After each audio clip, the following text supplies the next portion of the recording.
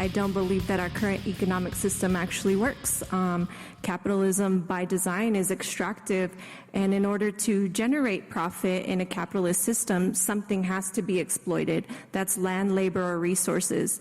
And I think that we're in late phase capitalism, and we know it doesn't work, and we've got to move into something new. And I believe in community ownership of land, labor, resources, and distribution of those resources. And so whatever that morphs into, I think is what will serve community the best. And I'm excited to usher it in by any means necessary. Greetings, my fellow freedom lovers and sovereign thinkers. This is LL3's newest podcast. My name is Craig, transmitting from the beautiful swampy mangroves of South Florida. And today's date is Wednesday, June 19th, 2019. Yes, you just heard from Councilwoman of the City of Denver, Candy Lee Baca. Talked about a Denver Solutions, community-owned businesses, land resources. How communistic is that? Leaving those resources to the hands of the government can backfire on you when that time comes. She represents District 9. She did win a runoff election from incumbent Abbas Brooks. And only close to 16,000 people voted in that district. And she got 52.4% in the runoff. She's in office. That's during her campaign in April. She's just declared herself a noble oath breaker. Yes, indeed. So, let's check out what she's all about here. About Cindy, we'll just start off here as her being an executive director, Project Voice, which is VOYCE. Denver, Colorado, government relations. 2 people have recommended Candy. Only 2. As it reads here, Cindy Baca is a passionate and visionary leader that thrives in a highly challenging environment. She is a fierce advocate for educational equity. She is accomplished in the compliance, investigation, monitoring, training, motivating, and leading diverse groups of people and shared a mutual vision and achieve common goals. She effortlessly conceptualizes and transforms opportunities into action to achieve long-term and short-term goals. She has an entrepreneurial spirit and seeks to design creative approaches to overcome perceived challenges. Entrepreneurial spirit. Interesting indeed, right? Baca is proficient in all components of programs management, including development, implementation, change management, and evaluation. She has a professional educational background in policy development, advocating, strategic planning, leadership, clinical counseling, and all other aspects of social work. Cindy Baca's most notable qualities include her unique work ethic, her ambition, her passion, and her dedication. Cindy Baca is the type of professional that excels because people have her ability to think critically, collaborate strategically, and lead boldly. Her enthusiasm for new challenges and meaningful outcomes is unparalleled. Wow. Well, like I heard on that video, sounds like more like a used car salesman to me, with all due respect. And I notice it really makes me laughable because with her ethics or rhetoric on claiming capitalism doesn't work, open free market is a failure. So let's do it on a governmental perspective. Everything that says the city government knows best. And I'm going to narrate this now from Legal Insurrection. Came out yesterday around 3 p.m. New Denver councilwoman loves her some communism. I believe in community of ownership of land, labor, resources, and distribution of those resources. And this is what she has to say.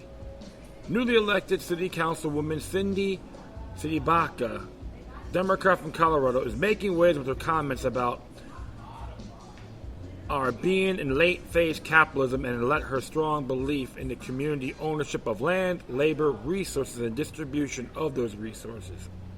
She is so fervent in her belief that she goes on to say, I'm excited to usher it in by any means necessary. Ordinarily, we might not take much notice of a fringe lefties socialist rating from a newly won city council seat, but we've been tracking the left's thirst for lunging ever more leftward in the person of Alexandria Ocasio-Cortez. It is also noteworthy that no one on the left hand, the least, but bit ludicrous that South Bend, Indiana Mayor Peter Buttigieg is being seriously considered in his much ballyhooed run for the 2020 Democrat presidential nomination. On the bright side, Mayor Pete has been mayor since the days of yore. Way back in 2012, while 2 years ago, AOC was working as a bartender. Indeed, so predictable is the less quick embrace of progressive stars that community organizer Cindy Baca is already being touted as a possible candidate for Denver mayor. She's a subject of some serious fangirling over at City Lab. A fifth-generation Denver native with a no-bullshit political style, Cindy Baca has drawn comparisons from right-wing media and leftist groups alike to Alexandria Ocasio-Cortez, the congresswoman from New York City. Bet you never saw that coming. She told me that on the phone earlier this week. The comparison makes sense like AOC's. Cindy Baca is a Democratic socialist and a Latina. Two identified labels made both other victories historic.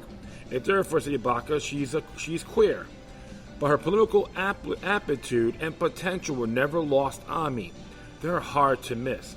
To her credit, Cindy Baca is very outspoken about her extremist views, at least to this point in her newly minted political career. Daily Wire reports, Cindy Baca won in an upset runoff election earlier this month, said in the late March during the candidate forum for City Council District 9. I don't believe in our economic system actually works. Capitalism by design is extractive in order to generate profit in the capitalist system. Something has to be exploited, that land, labor, or resources. I think we're in a late phase capitalism, and no, it doesn't work, and we have to move into something new. I believe in the community ownership of land, labor, resource, and distribution of those resources. And so, whatever that morphs into, I think, will serve the community the best. And I'm excited to usher in by any means necessary. Of course, there's a video there you can watch, and I like when she does this thing about she did put a tweet on the socialism of the Black Panthers. This, especially, we now seem ready to begin electing Democratic socialists at all levels of government. Don't be fooled by the way the media controlled by big money shape your understanding. Oh, really? Well, here's an excerpt from Jacobin article. She's so enthusiastic about the new document titled Black Panthers, Vanguard of the Revolution excels at discussing these first two images. It's less adept at covering the third and organizing and built on socialist principles and ideology. The Black Panther 10-point program put forth in 1967 outlined the party's basic precepts for a wide audience. Economic progressivism, long an important part of the 20th century African-American freedom struggle, pervades the document. Point 2, for example, advocates full employment for African Americans, and the following point demands to end An end to the robbery by the capitalists of our black and oppressed communities, erasing this element of the Black Panther Party's history or even downplaying it. Distort the reality of not just of the Panthers, but the black freedom movement of periods in the U.S. left more broadly. So she can make these areas intriguing here, but let me just gonna do a little swap here. Okay, so I'm gonna continue on. Sorry about that. And Seedbach is proud of her community organizing roots as well. She tweets, "Me and wifey be like." Of course, there's 1 retweet, 9 likes. Here's the post says here, "I just want to hear those 3 little words. Educate, organize." And the 2 women get ready to kiss. How nice is that? So, the question is funny because this woman proves one thing. She's an oath breaker. She absolutely violated Article 12, Section 8 of the state constitution. And this thing about democratic socialism is nothing new at all. It's been done way back. It failed miserably. And the problem is, you got individuals like her try to compare capitalism with fascism. Open free market, I believe it by Adam Smith. Not fascism by Benito Mussolini or corporatism. But the problem is, you got these one-dimensional individuals believe in this particular predicament by saying that's capitalism. But we want to do stewardship and leave all your security eggs in the hands of the government. That's what she is about. And I like to say she is a proud or noble oath breaker. And I'm not afraid to say it to her directly, or to her worshipers, or followers, or supporters, that including the LGBT community, which I know for sure many of them are pro open free market, don't like what she stands for. Just trying to make this, oh, she's a queer, oh, let's go follow her, yay! Please, that's just another herd conform agenda who let the cows out. So, this is what I can say about this. Let's look at Article 2 of Colorado's Constitution, called Bill of Rights. Title, Section 1. All political power is vested in and derived from the people. All government of right originates from the people, is founded upon will only, and is instituted society for the good of the whole. Not just her little platform, but for the whole. And of course, people may alter or abolish the government proviso. People of the state have the sole and exclusive right of governing themselves. Or just Section 2. Sovereign as free, sovereign, and independent state, and to alter and abolish the constitutional form of government, whatever they may deem it necessary to the safety and happiness provided. Such changes be not repugnant to the Constitution of the United States. And let's look at 3. All persons have certain natural, essential, and inalienable rights, among which may be reckoned the right of enjoying and defending their lives and liberties, of acquiring, possessing, and protecting property, and of seeking and obtaining their safety and happiness. Let's hit 7. Security of person and property, searches and seizures warranted. We all know about that, so it's pretty self-explanatory. And we can hit 9. Treason, a state of suicide. Treason against the state can consist only in levying war against it or in adhering to its enemies, giving them aid and comfort. No person can be convicted of treason unless on the testimony of 2 witnesses to the same overt act, or on his confession in open court. No person can be attainted of treason or a felony by the General Assembly. No convictions can work corruption of blood, a forfeiture of the estate. The estates of such persons as may destroy their own lives, descent, or vest in cases of natural death. Well, she can lead to them. I'm not saying she is treasonous by this certain law, but it can lead to that. So just make sure that's in the footnotes. We can go on here on 11. No ex post facto law, no law impairing the obligation of contracts or retrospective in its operations or making any irrevocable grant of special privileges, franchise, or immunities shall be passed by the General Assembly. Well, she can do any laws pertaining that could be, I could say, unconstitutional under state constitution. So, and we can hit 14. Taking private property for private use. Private property shall not be taken for private use unless by consent of the owner, except for private ways of necessity, and except for reservoirs, drains, flumes, or ditches on or across the lands of others, for agriculture, mining, milling, domestic, or sanitary purposes. Well, it's interesting here. I can look at 15. Taking property for public use compensation, how ascertained. Private property shall not be taken or damaged for public or private use without just compensation. Such compensation shall be ascertained by a board of commissioners of not less than 3 freeholders, or by a jury when required by an owner of the property in such manner as may be prescribed by law, until the same shall be paid to the owner or into the court for the owner. The property shall not be needlessly distributed, or the propriety rights of the owner therein divested. And whenever an attempt is made to take private property for an alleged to be public, the question whether the contemplated used be really public shall be a judicial question, and determined as such without regard to any legislative assertion that use is public. So she wants to take his whole land redistribution and property and so forth by businesses. How will the city pay the tab fairly? That's the question. So this is magic lamp theory. Bing! Hi, I'm CD. Candy Lee Baka. I know best. I have the magic wand. Bing! So we're going to keep on going here. I know I'm being sarcastic, friends, but you have to.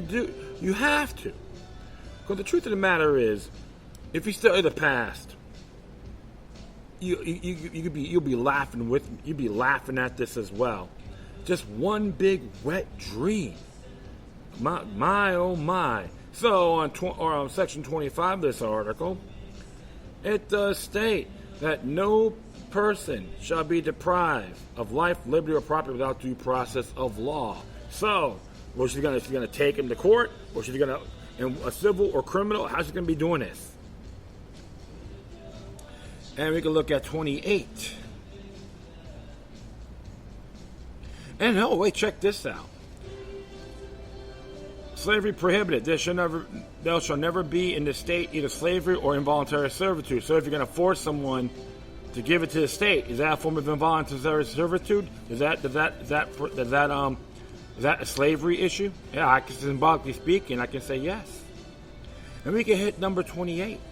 Enumeration in this Constitution of certain rights shall not be construed or denied, impaired, or disparage others retained by the people. So, sorry, Councilwoman C.D. Baka, your rhetoric, your oath is null and void. Yes, indeed. I don't care how many women you made out with, your political platform is not that good. Unimpressive, indeed.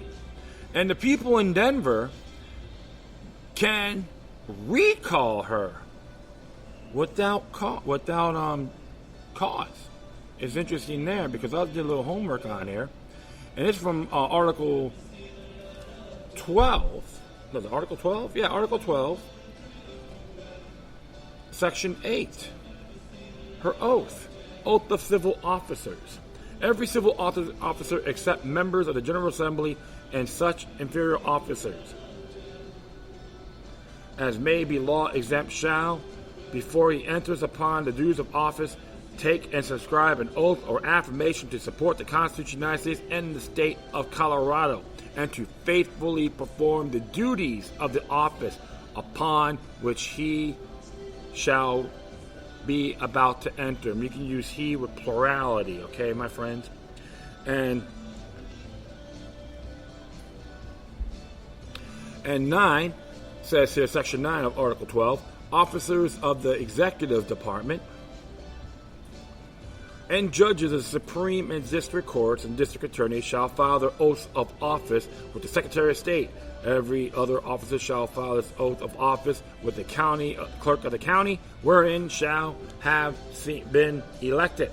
So you can go and pick up that oath of affirmation at the City Council of Denver or the clerk of county clerk of county. So refusal to qualify vacancy. Any person elected or appointed to any office shall refuse or neglect to qualify therein with a prospective time by law. Such office shall be deemed vacant. Interesting there. But based on what she said, she already prearranged that her oath is no good, right? And what you can do now, folks, in Colorado? Article 21, Section 1, state of officers may be recalled. Every elected public officer of the state of Colorado may be recalled from office at any time by registered electors entitled to vote for a successor. Such incumbent through the procedure and in the manner herein provided for, which procedure shall be known as a recall, and shall be in addition to and without excluding any other method of removal provided by law. The procedure hereunder to effect the recall of an elected public officer shall be as follows. A petition signed by registered electors entitled to vote for a successor of the incumbent sought to be recalled, equal in number to 25% of the entire vote cast at the last preceding election for all candidates for the position which the incumbent sought to be recalled, occupies, demand an election of a successor to the officer named in said petition shall be filed in the office in which petitions for nominations to office held by the incumbent sought to be recalled are required to be filled, provided if more than one person is required by law to be elected to fill the office of which the person sought to be recalled is incumbent. Then said the petition shall be signed by registered electors entitled to vote for a successor to the incumbent sought to be recalled, equal in number to 25% of the entire vote cast at the last preceding general election for all candidates for office to which the incumbent sought to be recalled was elected as one of the officers thereof, said the entire vote being divided by the number of all officers elected to such office at the least preceding general election, and such person shall contain a general statement in not more than 200 words of the grounds on which such recall is sought, which statement is intended for the information of the registered electors, and the registered electors shall be so the exclusive judges of the legality, reasonableness, and sufficiency of such ground or grounds assigned for such recall. And said ground or grounds shall not be open to review. So, and we can hit Section 2 here of Article 21. Form of recall petition. Any recall petition may be circulated and signed in sections, provided each section shall contain a full and accurate copy of the title and text of the petition, and such recall petition shall be filed in the office in which petitions for nomination for office be held by the incumbent sought to be recalled or by required to be filed. The signatures of such recall petition need not all be on one sheet of paper, but each signer must add this to the signature and the date of the signing said petition and the place of residence, given his street number if any should reside in the town or city. So it gives you a whole rundown here. And of course, everything has to be under oath. So just to let you know, and like it says here in the bottom paragraph, when such petition is sufficient, the officer with whom such recall petition was filed shall forthwith submit said petition together with a certificate of its sufficiency to the governor, who shall thereupon under to fix the date for holding the election, not less than 30 days nor more than 60 days of the day of submission of petition, provided if a general election is to be held within 90 days after the date of submission of the petition, the recall election shall be held as part of the said general election. So that's interesting there. And course, about resignations. Maybe you could cut that down. And as I remember here, yes, I'll hit the first paragraph here. Limitation of municipal corporations may adopt when. This is Section 4 of Article 21.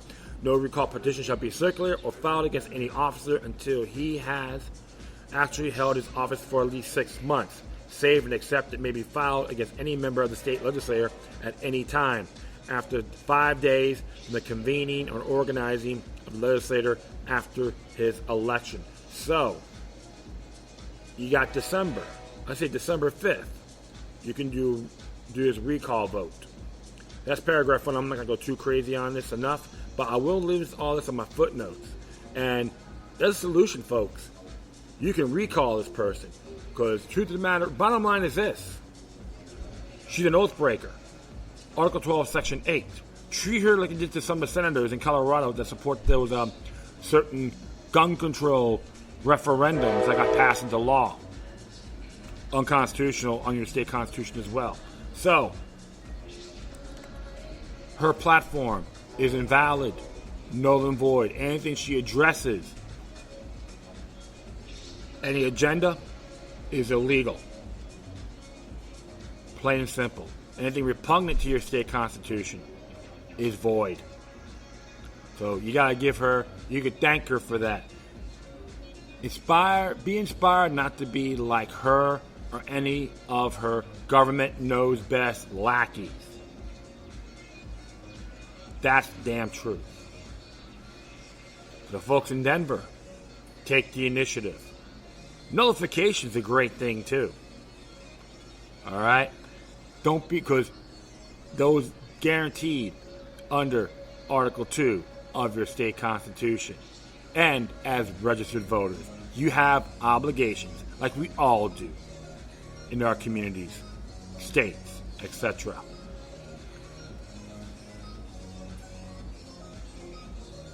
And tell her this.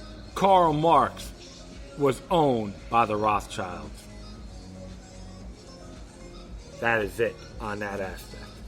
And speaking of equality here, this is disturbing, but it goes a lot deeper than what it is. And this one came from Creators.com, and it says, Black Education Declines by Walter E. Williams, Professor Walter Williams.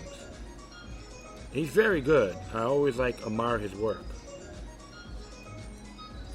And as it reads here, New York Mayor Bill de Blasio says that the city's specialized high school have a diversity problem. He's joined by New York City Schools Chancellor Richard A. Carazana, educators, students, and community leaders who want to fix the diversity problem. I bet you can easily guess what they'll do to improve racial mixing of schools, aka diversity. If you guess, they will propose limiting the specialized high school admissions test as a sole criterion for admissions. Go to the head of the class. The specialized high school admissions test is an examination that is administered to the New York City's 8th and 9th graders. By state law, it's used to determine admissions to all but one of the city's 9 specialized high schools. It's taken an axiomatic that a relatively few blacks admitted to these high-powered schools is somehow tied to racial discrimination. In June 2nd, 2018, Chalkbeat article, de Blasio writes, the problem is clear. 8 of our most renowned high schools, including Stuyvesant High School, Bronx High School of Science, and Brooklyn Technical High School, rely on a single high-stake exam. The specialized high school admissions isn't just flawed, it's a roadblock to justice, progress, and academic excellence. Let's look at a bit of history to raise some questions about the mayor's diversity hypothesis. Dr. Thomas Sowell provides some interesting statistics about Stuyvesant High School in his book, Wealth, Poverty, and Politics. He reports that in 1938, the proportion of blacks attending Stuyvesant High School, a specialized school, was almost as high as the proportion of blacks in the population of New York City. Since then, it was spiraled downward. In 1979, blacks were 12.9% of students at Stuyvesant, failing to 4.8% in 1995.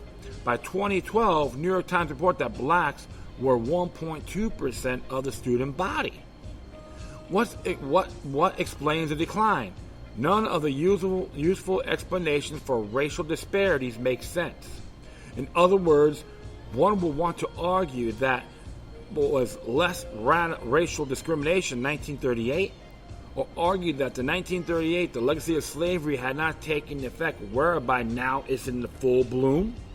Genetic or environmental arguments cannot explain why blacks of an earlier generation were able to meet the demanding mental test standards to get into an elite high school. Socioeconomic conditions for blacks have improved dramatically since 1938.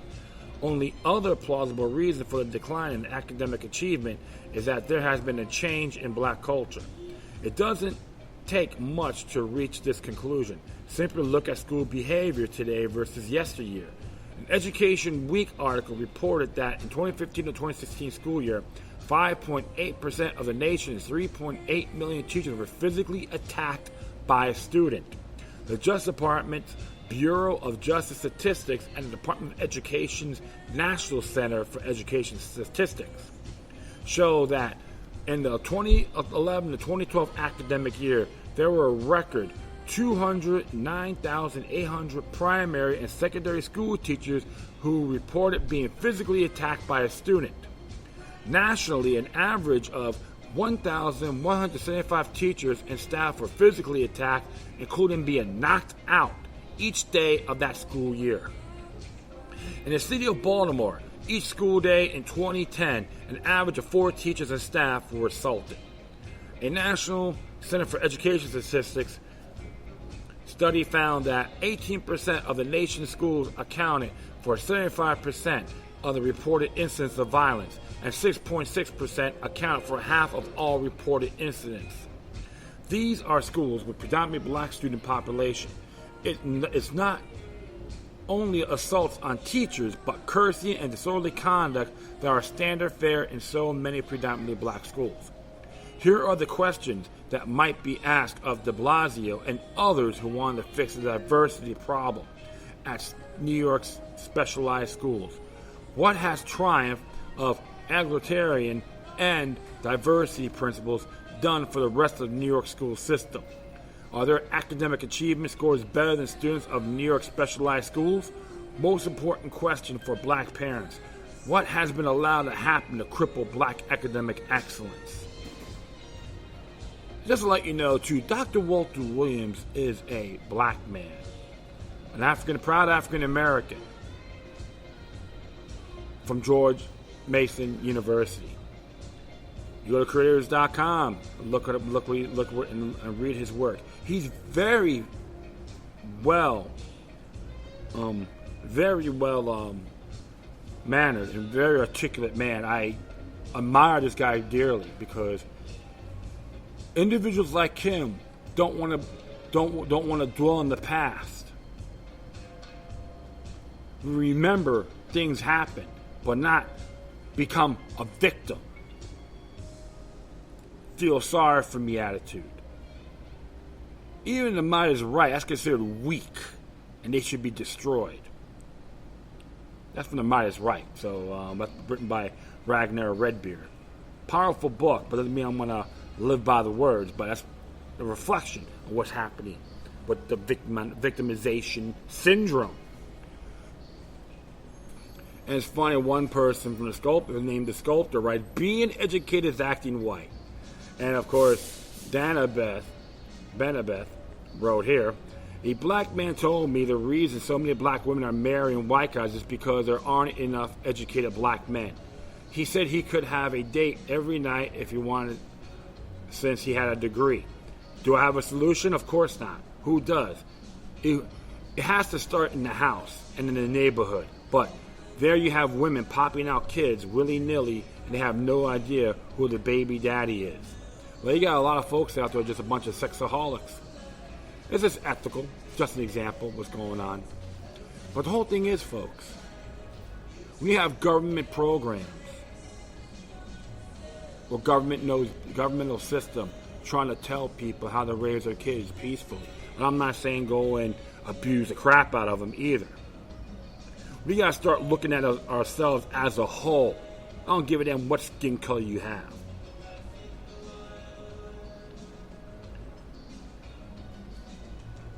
And review ourselves as individuals and how can we make things better. Technology is at our fingertips, folks. How come you don't see people trying to take the issue of educating themselves? Damn right you should. Knowledge is right at your laptop, on your phones. I see people on their phones, they want to look at some beautiful body parts. That's their only goal in life. Or just talk smack about their personal problems, let the whole damn world know. And de Blasio is running for president of the United States. He can't even take care of his own, can't even oversee his own damn city the man represents. But it's been a burden there for a long time. It's just an example of what's happening to other areas of the country. We have big government running our lives and trying to run our education system. Treat our teachers like robots, not human beings. Not giving them creative control. Now, I'm not going after unions either, teachers unions, anything like that. They have, remember, it's all run by human beings. They want to blame the teachers. Yeah, look at the bigger picture. Even when the federal government gets involved, that is very treacherous. Overreach. Look at the Promise program we have in Broward County School Board. Federal overreach. Get rid of the damn thing. You want productive people or have attributes of barbarians? I don't like that. Because there's a lot of beautiful, wonderful people out there. Even the young men and women, teenagers and so forth, got incredible gifts. We gotta inspire folks. Give them positive energy. Let's start within ourselves. Then it can enhance. Liberty is more important. That's how you liberate yourselves, folks. Without getting handouts from the system. Because that's what they want. They want you to be all enslaved. Be part of the technocratic plantation. That's what New York City has done. Just look what happened. It's just a disturbing example. Our the brothers in the black communities are being deprived. And the parents can make things better. And the parents, mothers and fathers need to focus on their kids. I say I don't have all the answers, but give them the damn truth. That's what they want to hear. If you have to chase the bad associates to corrupt around your kids with sticks and bats, so be it. I'd rather see that than, because protecting the police got so much on their plate anyway. That's just how I know I'm digressing, folks, but like I said, I do care. And even around here, I chat with anyone, no matter what you look like. I meet some intelligent people from all walks of life. It doesn't mean the kids in New York City and other places can't do it either. It can be achieved. All right. Now one more here. Came from thecreators.com. This one here came from rampant criminal laws make bullies and tyrants rejoice. When almost anyone can be arrested for something, no one is safe. This is by Jason Solom. Almost anyone can be arrested for something. Justice Neil Gorsuch observed a case in the Supreme Court decided last month. Mike Chase, a lawyer who has been cataloging federal offenses on his @CrimeAday Twitter feed for 5 years, likewise knows the specter of criminal liability hangs all over us all the time. Chase's new book, How to Become a Federal Criminal, an illustrated handbook for the aspiring offender, is a work of humor, but he's making the same disconcerting point as Gorsuch. When statutes authorizing criminal penalties are so numerous, obscure, complicated, broad, and vague, that no one can say for sure what the law requires, the average citizen despairs where bullies and tyrants rejoice. When the country was founded, Chase noted in a recent TV interview, Reason TV interview, that's the name of the site, Reason, there were basically 3 federal crimes: treason, counterfeiting, and piracy. Today there are so many that one has managed to count them. The Department of Justice said they couldn't do it. Chase said they tried it in the 80s and quit. It's true. Some estimates put a total in the vicinity of 300,000. If I do one a day, Chase deadpanned, I only need like 800 years to finish the job. The vast majority of those federal offenses are regulatory violations that can be prosecuted as crimes. They included some of the assuming examples highlighted in Chase's book, such as selling running ketchup, removing llama manure from a quarantine facility, and making unreasonable gesture at a passing horse in a national park. But such regulatory wrinkles are not so funny if you happen to be prosecuted from accidentally operating a snowmobile in a national forest wilderness area after getting lost in a storm for discharging oil at a U.S. waterway because of a mistake someone else made. Part of the problem is that Congress has ceded its lawmaking powers to the executive branch agencies while broadly declaring that violations of whatever regulations they happen to write can be treated as crimes. Chase argues that prosecutable offenses should be limited to those specifically identified by Congress. Overcriminalization also afflicts state legal codes, as the Manhattan Institute has documented. In 2016, the five states the think tank had just studied were adding new crime to their books at an average rate of 42 per year. These proliferating crimes can result in custodial arrest with an attendant risk, humiliation, and loss of liberty, and even when an offense is not punishable by incarceration. 2001, the U.S. Supreme Court upheld the handcuffing, booking, and jailing a woman who violated a Texas law requiring drivers and front seat passengers to wear seatbelts. The Texas group Justice Liberty found that more than 45,000 Texas drivers were arrested at traffic stops for Class C misdemeanors in 2018. That amounts to less than 1% of traffic stops, which suggests a potential for retaliatory arrest. Other things being equal, the people arrested for conduct that rarely leads to arrest will tend to be people who annoy cops the most. In a case that the Supreme Court decided last month, a man arrested by Alaska state troopers for disorderly conduct, a vaguely defined, highly illicit crime, argued that they violated his First Amendment rights because they were punishing him for expressing opinions that offended them. Most of the justices that sought claim was blocked because police had probable cause for the arrest. Justice Gorsuch dissented, saying, "Criminals have grown so exuberantly and come to cover for so much previous innocent conduct that such a rule would pose a grave danger to freedom of speech. If the state could use these laws not for their intended purposes but to silence those who voice unpopular ideas," he warned, "little would be left of our First Amendment liberties, and little would separate us from the tyrannies of the past or the malignant fallibilities of our age." Jacob Soma is a senior editor at Reason Magazine. Okay, so interesting there. Yeah, of course, they want to write all this crap in the books because they want to control us. Yes, control. Climax, baby. They need the revenue. It's interesting because this is one town, Ridgetop, Tennessee. The police chief was against quota baiting, which the city mayor and vice mayor supported. It was on We Are Change. You look it up. Very interesting. As far as I'm concerned, the police chief should run for sheriff of that county and shut those bastards down if he does, because he's the most powerful elected servant in the county. That includes Ridgetop. I think it's Robertson County. I say do it. Give him that power, he'll have too much fun. And this is what's going on here, folks. When you see these ridiculous laws, even in the federal level, even in state laws too, prohibited laws, jury nullification is the solution. No victim, no crime. That's how I look at it. Don't be afraid. The more you learn, the more you implement, the less you fear. You gotta show these individuals who's boss, these governmental delegates.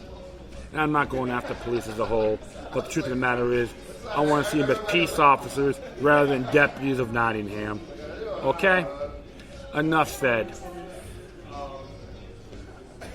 Alright, folks, that is it. I thank everyone for listening. Plus, feel free to download and share us throughout your social media network. If you have any questions, comments, if you sense something interesting you want to check out, whatever you do, please share your correspondences with decorum. Furthermore, I will leave all my footnotes, including my social media sites and email addresses, so you can chat with me. And all the folks that want to make a comment, listen to the show first, then create your statements. Don't assume. Make an ass out of you and me. All right, folks. That's all for now. Once again, thank you for your time. Plus, always remember that the demoniac resistance is healthy for the soul and can liberate humanity. Until next time, take care of yourselves. Keep on spreading the love.